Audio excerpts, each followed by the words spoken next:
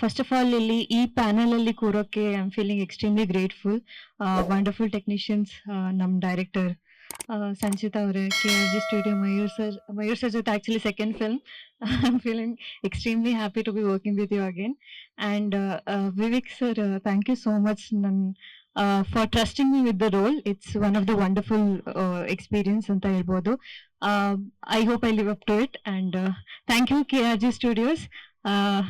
Sudeep sir, Priya ma'am, ಸ್ವಲ್ಪ nervous ಆಗಿದ್ದೀನಿ ಜಾಸ್ತಿ. ಸಂಚಿತಾ ಅವರೇ, ನಿಮ್ಮ ಜೊತೆ ಕೆಲಸ ಮಾಡೋಕ್ಕೆ ತುಂಬಾ ಖುಷಿ ಇದೆ.